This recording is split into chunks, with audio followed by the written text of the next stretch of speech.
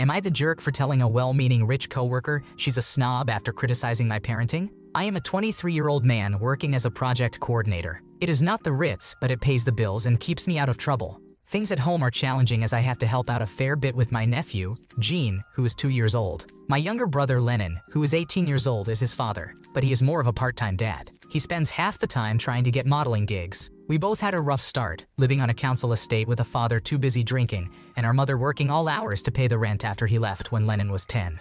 I have been his father figure since we were children. Lennon has struggled with everything he has had going on. He can be manic at times, and with Gene's birth, everything went a bit haywire. He tries, but he cannot manage by himself. That is where I come in to pick up the slack to make sure Gene has a proper chance. Then there is Susan, who is 46 years old.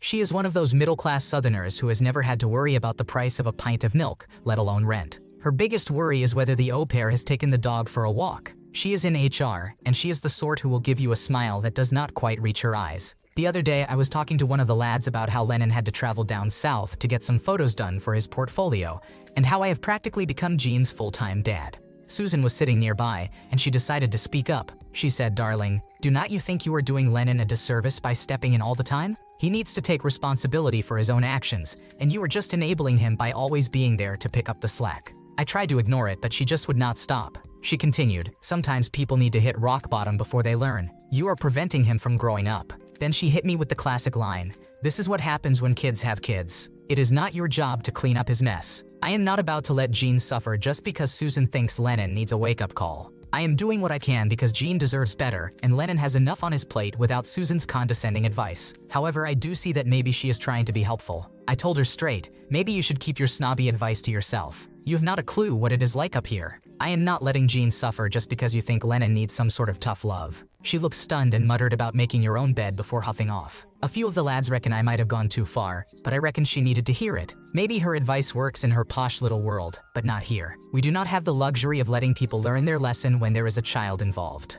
But now I am wondering, did I overstep? Should I have let her carry on, or was I right to tell her where to shove it?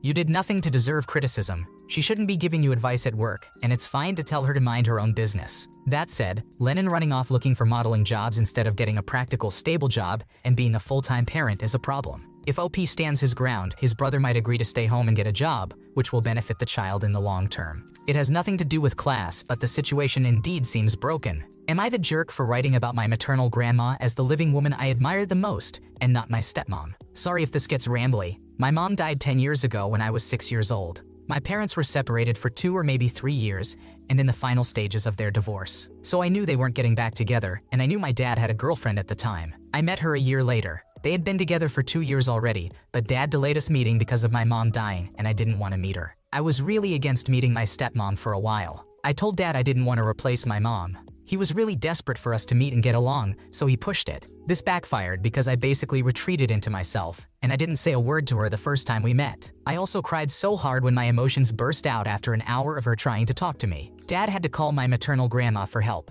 who was basically my best support after Mom died. Grandma was sick with cancer at the time, had lost her only child and her husband, but was still there for me. Grandma told Dad I needed therapy, and she paid for me to go since Dad couldn't really afford it. I started therapy a few weeks after meeting my stepmom. I met her a few more times before it started but didn't handle it any better. Eventually, with therapy, I was less against her being around and talked to her a bit, even started to like her, but I never saw her as my mom. To be fair, they didn't push that on me either. She told me when we had met a lot more times that I could call her whatever I wanted, so I always called her by her first name. When she and Dad got married, I was his best girl. When my 2 half-sisters and half-brother were born, I loved them and were close. But I'm still closest to my grandma. She's amazing. My stepmom and I are closer than we were before. After a few years, and especially after my siblings were born, she started to wish we could be closer. She reached out to me and offered to be my second mom if I wanted that, and I told her I didn't. She was sad, and she told me. I noticed after that she changed towards me. Not in a negative way, but she was trying to show up as a mom and be closer to me.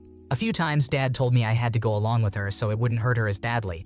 Like when she booked us for a mother-daughter spa day package for Mother's Day. There was an assignment I had to do for a writing club I am part of. We were asked to write about the living woman we admire the most, and I wrote about my grandma. It got published in the club newsletter, which is how my dad and stepmom found out about it. They asked me about it. Stepmom told me she was hurt I wouldn't write about her and asked why I was never willing to give her being a second mom a chance. Dad told me I should have declined the assignment since they are always optional, or chosen to write about my stepmom since my grandma always gets my praises. and I made it public that grandma is more important than my stepmom. Am I the jerk? You did the right thing. You wrote what you felt in your heart, and it's clear why you didn't choose your stepmom to write about. It's weird for an adult to say, "Why didn't you write about me being the person you admire the most?" Your stepmom needs to get over this. She's the adult and should recognize that you're allowed to love whomever you wish. Don't let them bully you. Your feelings and freedom of expression are valid. Am I the jerk for not inviting my brother's girlfriend as my plus one? I have a job in social media for fashion. I get perks like sample sales, but I am a size 12, so there are very few things I can buy. I also sometimes get gifted designer items like purses or promotional items. Since it is my job, I am actually sick of discussing fashion. Since I work from home, I have a couple of nice items in case I have a work lunch or something, or I might rent clothes, but my own stuff is not flashy.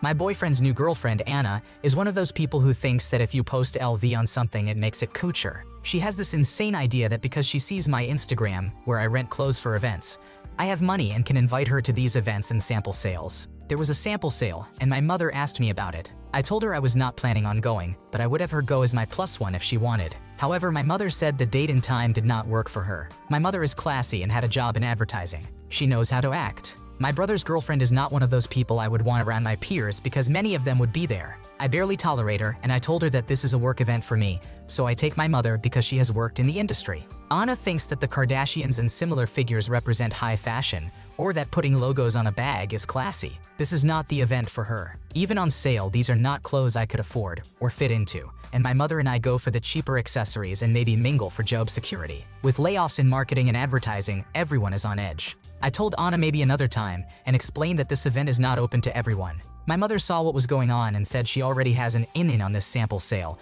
and that is why she could go. Anna and my brother tried arguing with me and my mother, but I said no. Anna cannot go. My mother went as far as saying Anna clearly does not know how to be gracious since she has to argue when someone says no. Anna stormed off, calling us gatekeepers and using a derogatory term directed at both me and my mother. My brother thinks we should apologize to her, but I refuse, citing to my brother that this is exactly why I would never invite Anna anywhere.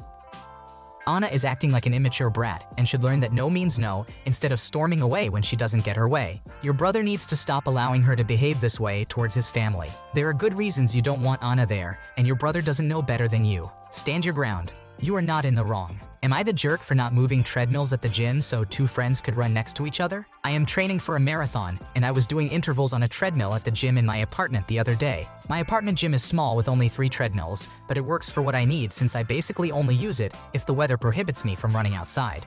Of the 3 treadmills, the middle one is my favorite. It is newer and smoother, and the console is higher. On that day, I was doing my 5 minutes on and 1 minute off intervals on the middle treadmill when these 2 people got in front of the treadmill to get my attention. I thought it was an urgent matter, so I took one headphone out, but they just asked if I could move to one of the side treadmills. They said they wanted to run next to each other and asked if I could move to one of the treadmills on the side. I said no and put my headphone back in. I thought that would be the end, but they stayed in front of me, waving and nagging. I could not hear their exact words through my headphones. When I got to my rest period, I asked what was up. They asked why I would not move, and I said, I am doing intervals. They looked at me confused and said I could just move, and it would take like 5 seconds. I told them if they wanted this treadmill, they should have gotten here before I did, and to stop bothering me.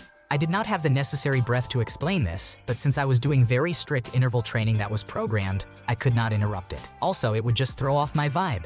Additionally, the middle treadmill is my favorite, and I was there first. When I got to the lobby, one of the girls was waiting for me. She told me I was very rude and that I should be banned from the gym for my conduct. I said, "It is a treadmill. It is not that deep." She said I was lucky she did not film me and get me in a Joey Swall video. Mind you, I am a girl too. At this point, one of the guys working the front desk came up and asked if she was bothering me. She was getting very heated, and I was staying calm. I said yes. He told her to leave me alone, or he would call security. The girl begrudgingly left. When I retold this story to my friends, all my running friends were fully with me. One of them said, interrupting someone's workout should be a felony. Some of my non-running friends, however, were a bit on the fence. Some of them think it was rude that I did not give an explanation. I was out of breath because I was doing intervals. One of my friends also brought up a point that while I am a runner and I use the gym for sport-specific training, most other residents probably use that gym more casually. They said it is not fair for me to expect them to meet the same gym standards and that I should have just moved, or at least explained. Was I in the wrong for not moving? You are not the cause of this issue. If 2 people want it to be side by side, they need to plan for it and arrive early or go at an off-peak time. You shouldn't have to compromise your training session just so they can chat. It's first come, first served, whether it's a treadmill or a coffee shop table. Am I the jerk for telling my mom to have my sister do it? My mother has cancer. My older sister, Lynn, who has 3 children, never left home. My mom called the rest of the siblings to say she is changing the will because she is leaving the home and its contents to Lynn, as Lynn does so much for her. My older brother and his family do not do anything for mom because of Lynn and have basically gone no contact for years. I have not even met their youngest children, but I hope they are living their best life. I am single but have my own studio. I am just trying to save up money, and splitting the home with me would have really helped. However, I have little contact with my mom and sister because it was always something with them for Lynn or her children. I am not the father of those children, and I told my sister that a few years ago. My mom randomly calls and asks if I could come stay a week to help her with a surgery she is having because Lynn cannot, as she is busy with the children. She suggested putting a bed in the garage for me. I told mom I doubted I could get the time off on such short notice. She mentioned she already got the FMLA paperwork from the doctor, so my job would have to give me the time off. I asked mom about her will and the house. She told me it was because Lynn has helped her so much. I told her that Lynn could help her with this because I would not. My mom started crying, saying the surgery would help her quality of life and that I could pick some things around the home to take back with me. I asked her if I could pick out a bedroom to sleep in, as there are 4. She said she could not move Lynn and her children around because it is their home. At that point, I kind of flipped out on my mom and said Lynn should help her because I would not take off work. My mom said she is dying and is just trying to make her life more comfortable with this surgery and that I should do this for her. I told her she should have treated us all the same way she has treated Lynn, and that is her legacy. I refused to talk to my mom anymore about it. You did nothing wrong here. Picking a favorite and giving a whole house to one kid as inheritance is a sure way of pissing their siblings off. She wants you to take time off from work and sleep in the garage? That would be a big no. You need to look after your future, not hers. Am I the jerk for refusing to do Thanksgiving this year? I am a 40-year-old female, and I have 6 sisters. My 2 older sisters are 44 and 47 years old, and my 4 younger sisters are 38, 36, 34, and 32 years old. We have always been a close-knit family, and for the past decade, I have taken on the responsibility of hosting Thanksgiving at my house. I enjoy having everyone over, but it is a lot of work, especially since we all have at least 2 children each, all in the age group of 5 to 15 years old. It is chaotic, but joyful chaos. My husband helps out, but the majority of the planning, cooking, and organizing falls on me. This year, I decided I need a break. Life has been hectic and I am feeling burnt out. Between work, taking care of my children, 10-year-old male and 11-year-old male, and other responsibilities, I am just not up for the task of hosting a big family gathering. So I suggested that one of my sisters take over hosting Thanksgiving this year. I brought this up in our family group chat, thinking it would be a reasonable request, and it is plenty ahead of time. However, my 2 older sisters, Sarah, 47 years old, and Emily, 44 years old, were not happy with the idea. Sarah has a busy job and a smaller house, so she feels she cannot accommodate everyone comfortably. Emily argued that she has been dealing with a lot of stress lately and does not have the energy to host. They both suggested that since I have been doing it for so long, I should just keep the tradition going, especially since my house is the most spacious, and I am the one who knows how to do it right. My younger sisters were more understanding, but they also hesitated to take on the responsibility. My sister Jessica, 38 years old, said she would be willing to help out more with the preparations if I hosted, but she was not confident about hosting the entire event herself. The other younger sisters offered similar compromises, but no one was willing to take on the full load. After some back and forth, I stood firm and said I really need someone else to host this year. I suggested we could even make it a potluck to ease the burden, but Sarah and Emily were still upset. They accused me of being selfish and abandoning a family tradition that I have upheld for years. They argued that I am the one with the most experience, and that Thanksgiving just would not be the same if I did not host. Now, there is tension in the family, with my older sisters feeling like I am letting them down. I feel like I have done my fair share over the years, and it is not unreasonable to ask for a break. But at the same time, I understand that my older sisters are also under a lot of pressure, and that hosting Thanksgiving is a big deal for our family. So, am I the antagonist for refusing to host Thanksgiving this year after doing it for the past decade? Edit to add the second oldest, Emily, handles Christmas. So I feel like it is totally fair that she not want to do both. She does not cook though, she hires a catering company, but it is still a lot to take on regardless. You are not the jerk. Thanksgiving is a lot of work, and it's fascinating how these traditions seem crucial to those who won't share the burden. Your sisters using stress as an excuse is laughable. Everyone's stressed. Lay it out frankly. Either the work becomes more equitable, or you're done hosting for good. Thanks for watching. When you subscribe, make sure to hit the bell to turn on notifications so you never miss a video. To finish listening to all the stories, check out the playlist in the description.